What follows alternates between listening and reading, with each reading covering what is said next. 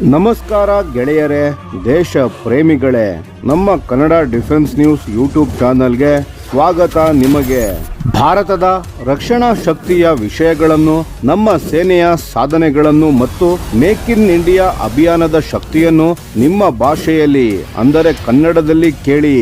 ಭಾರತದ ಪ್ರತಿ ಮಿಸೈಲ್ ಉಡಾವಣೆ, ಪ್ರತಿ ಯುದ್ಧ ವಿಮಾನದ ಆಗಮನ, ಪ್ರತಿ ನೌಕಾ ಶಕ್ತಿಯ ಹೆಜ್ಜೆ ಎಲ್ಲವೂ ನಿಮಗೆ ತಲುಪಬೇಕು ಅಂದ್ರೆ ಈಗಲೇ ನಮ್ಮ ಚಾನೆಲ್ ಅನ್ನು ಸಬ್ಸ್ಕ್ರೈಬ್ ಮಾಡಿ ಮತ್ತು ಬೆಲ್ ಐಕಾನ್ ಕ್ಲಿಕ್ ಮಾಡಿ. ನಾವು ಕನ್ನಡಿಗರು ಮತ್ತು ಭಾರತ ಮಾತೆಯ ಹೆಮ್ಮೆಯ ಮಕ್ಕಳು. ಆ ಹೆಮ್ಮೆಯನ್ನು ಇನ್ನಷ್ಟು ಬಲಿಷ್ಠಗೊಳಿಸೋಣ. ಜೈ ಹಿಂದ್, ಜೈ ಕರ್ನಾಟಕ. ನಮಸ್ಕಾರ ಸ್ನೇಹಿತರೆ, ಸ್ವಾಗತ ನಮ್ಮ ಚಾನಲ್ಗೆ. ಭಾರತದ ರಕ್ಷಣಾ ಕ್ಷೇತ್ರದಲ್ಲಿ ಇವತ್ತು ಒಂದು ಐತಿಹಾಸಿಕ ದಿನ ಬಂದಿದೆ. ಮೇ ತಿಂಗಳ 15ರಂದು ಆಂಧ್ರ ಪ್ರದೇಶದ ಪುಟ್ಟಪರ್ತಿಯಲ್ಲಿ ನಡೆದ ಒಂದು ಸಮಾರಂಭ ಭಾರತದ ಭವಿಷ್ಯವನ್ನೇ ಬದಲಿಸಲಿದೆ. ಏನಾಯಿತು ಅಲ್ಲಿ ಸ್ವಲ್ಪ ಡೀಟೇಲ್ ಆಗಿ ನೋಡೋಣ ಬನ್ನಿ. ರಕ್ಷಣಾ ಮಂತ್ರಿ ಶ್ರೀ ರಾಜನಾಥ್ ಸಿಂಗ್ ಮತ್ತು ಆಂಧ್ರ ಪ್ರದೇಶದ ಮುಖ್ಯಮಂತ್ರಿಯಾದ ಶ್ರೀ ಚಂದ್ರಬಾಬು ನಾಯ್ಡು ಇಬ್ಬರು ಸೇರಿ ಶ್ರೀ ಸತ್ಯಸಾಯಿ ಜಿಲ್ಲೆಯ ಪುಟ್ಟಪರ್ತಿಯಲ್ಲಿ ಹಲವು ಮಹತ್ವದ ರಕ್ಷಣಾ ಯೋಜನೆಗಳಿಗೆ ಶಿಲಾನ್ಯಾಸ ಮಾಡಿದರು.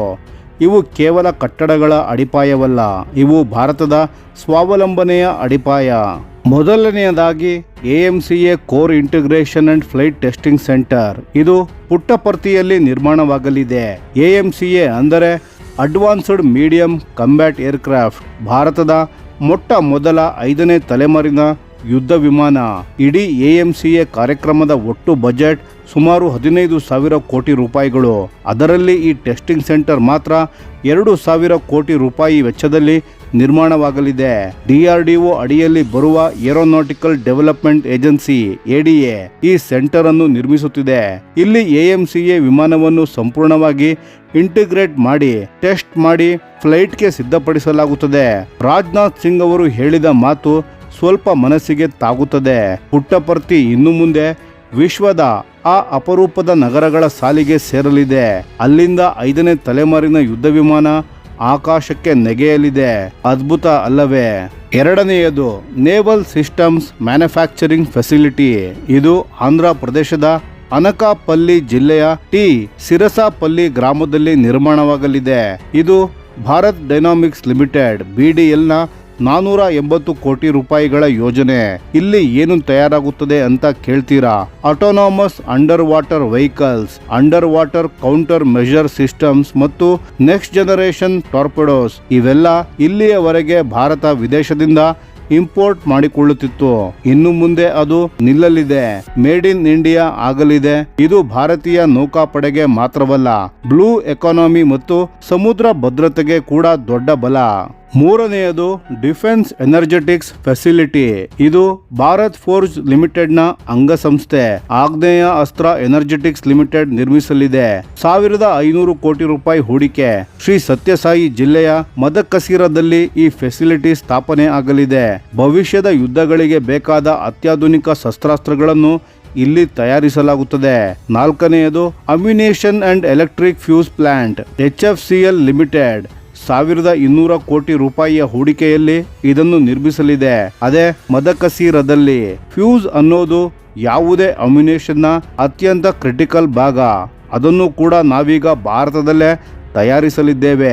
ಇದು ಅಮ್ಯುನೇಷನ್ ಕ್ಷೇತ್ರದಲ್ಲಿ ಸ್ವಾವಲಂಬನೆಯ ಹೊಸ ಅಧ್ಯಾಯ.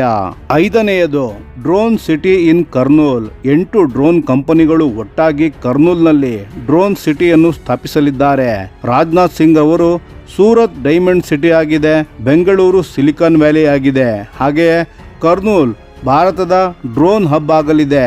ಮಾಡರ್ನ್ ವಾರ್ಫೇರ್ನಲ್ಲಿ ಡ್ರೋನ್ ಎಷ್ಟು ಮಹತ್ವದ ಪಾತ್ರ ವಹಿಸುತ್ತಿದೆ ಅನ್ನೋದು ನಮಗೆ ಗೊತ್ತಿದೆ. ಈ ಡ್ರೋನ್ ಸಿಟಿ ಆ ದಿಕ್ಕಿನಲ್ಲಿ ದೊಡ್ಡ ಹೆಜ್ಜೆ ಎಂದು ಹೇಳಿದರು. ಇವೆಲ್ಲದರ ಜೊತೆಗೆ ಆಂಧ್ರ ಪ್ರದೇಶದ ರಾಜ್ಯದಲ್ಲಿ ರಕ್ಷಣಾ ಉದ್ಯಮವನ್ನು ಸ್ಥಾಪಿಸಲು ಹಲವಾರು ಕಂಪನಿಗಳು ಸರ್ಕಾರದ ಜೊತೆ MOUಗೆ ಸಹಿ ಹಾಕಿವೆ. ಇನ್ನು ದೊಡ್ಡ ಪಿಕ್ಚರ್ ನೋಡಿದರೆ ರಾಜನಾಥ್ ಸಿಂಗ್ ಅವರು ಒಂದು ಮುಖ್ಯ ವಿಷಯವನ್ನು ಹೇಳಿದರು. 2014ರಲ್ಲಿ ಭಾರತದ ರಕ್ಷಣಾ ಉತ್ಪಾದನೆ 46,000 ಕೋಟಿ ಇತ್ತು. ಇವತ್ತು ಅದು 1.54 ಲಕ್ಷ ಕೋಟಿ ತಲುಪಿದೆ. ಒಂದೆರಡು ತಿಂಗಳುಗಳಲ್ಲಿ 1.75 ಲಕ್ಷ ಕೋಟಿ ಆಗಲಿದೆ ಎಂಬ ವಿಶ್ವಾಸ ಅವರಿಗಿದೆ. ರಕ್ಷಣಾ ರಫ್ತು ಕೂಡ 600 ಕೋಟಿಯಿಂದ 40,000 ಕೋಟಿಗೆ ಏರಿದೆ. ಇದು ಸಣ್ಣ ಸಾಧನೆಯಲ್ಲ ಸ್ನೇಹಿತರೆ. ಮುಖ್ಯಮಂತ್ರಿ ಚಂದ್ರಬಾಬು ನಾಯ್ಡು ಕೂಡ ಮಾತನಾಡಿದರು.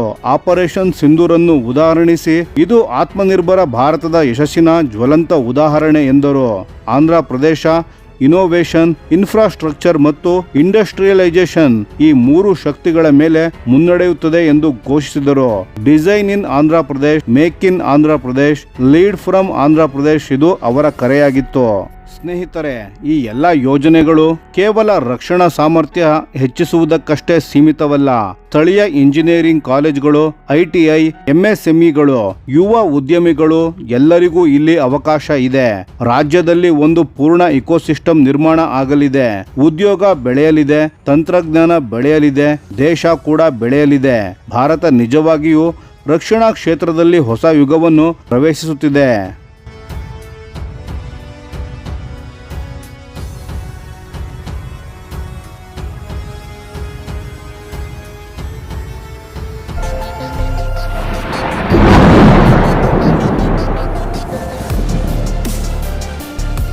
ಈ ವಿಡಿಯೋ ನಿಮಗೆ ಇಷ್ಟವಾಗಿದ್ದರೆ ಲೈಕ್ ಮಾಡಿ ಮತ್ತು ನಮ್ಮ ಚಾನೆಲ್ ಅನ್ನು ಸಬ್ಸ್ಕ್ರೈಬ್ ಮಾಡಿ ಹಾಗೂ ಬೆಲ್ ಐಕಾನ್ ಒತ್ತಿ.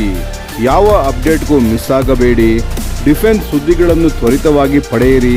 ನಿಮ್ಮ ಬೆಂಬಲವೇ ನಮ್ಮ ಶಕ್ತಿ. ಭಾರತ ಬಲಿಷ್ಠವಾಗಲಿ ಎಂದು ಆಶಿಸುತ್ತಾ ಭಾರತ ಮಾತೆಗೆ ಜೈ. ಧನ್ಯವಾದಗಳು.